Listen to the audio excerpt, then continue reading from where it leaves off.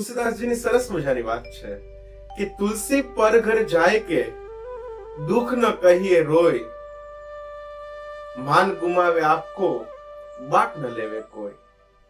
તુલસીદાસજી એવું કહે છે કે બીજાના ઘરે જઈને પોતાના દુઃખ ક્યારે રોવા ન જોઈએ. તુલસી પર ઘર જાય કે દુઃખ ન કહીએ રોય, માન ગુમાવે આપકો. તમે તમારું માન પણ ગુમાવો છો અને બાટ ન લેવે કોઈ, અને કોઈ વહેંચી નથી લેતું.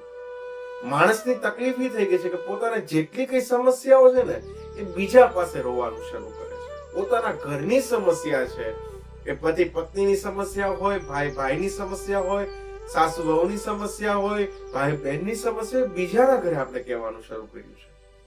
એમાં એ કોઈ બાટી નથી લેવાનું, એ કોઈ ઓછું નથી કરી દેવાનું, પણ તમે તમારું સન્માન ગુમાવો છો. ભાઈ ભાઈ હોય તેના સ્વભાવ ક્યારે મેચિંગ ન થતા હોય, બાપ દીકરાના સ્વભાવ છે ક્યારે મેચ ન થતા હોય, કારણ કે એણે જે સમય જોયો છે, એણે જે સંઘર્ષ કર્યો છે અને દીકરાએ જે સમય જોયો છે, બે પોતપોતાની રીતે હોય છે સાચા, પણ બેની વિચારધારા અલગ છે, બેનો સ્વભાવ છે એ અલગ અલગ છે. આપણે કોઈ પતિ પત્નીને પૂછીએ કે તમારો સ્વભાવ બેચ થાય છે, એટલે કે છે બિલકુલ નહીં, જમીન આસમાનનો ફરક છે, આવું કહેતા હોય ઘણા. તો જમીન આસમાનનો ફરક છે એ પ્રકૃતિના કારણે છે. એમ દરેકના સ્વભાવ પ્રકૃતિના આધારે ફેરફાર હોય છે.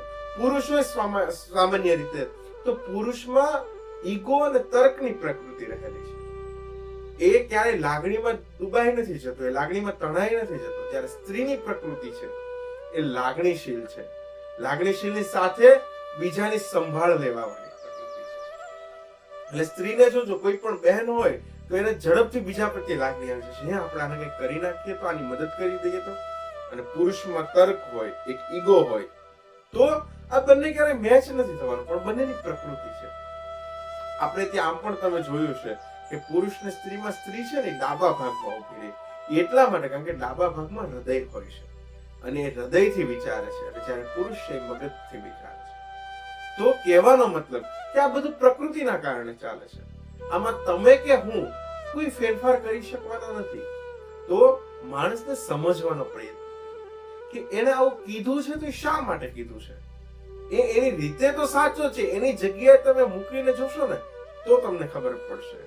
એટલે આપણી જે કઈ તકલીફો છે બીજા કોઈ ઓછી નથી કરી શકવાના, તો બીજા પાસે કઈ અને દુઃખ પણ ન વ્યક્ત કરવું જોઈએ કે બીજા સાથે વહેંચવી પણ ન જોઈએ. કારણ કે આ વસ્તુ એવી છે કે જેટલી આપણી અંદર મેળે સોલ્યુશન આવી જાય, આપણા મનથી જેટલું સમાધાન આપણે કરી શકીએ એટલું બીજું કોઈ કરી શકવાનું નથી.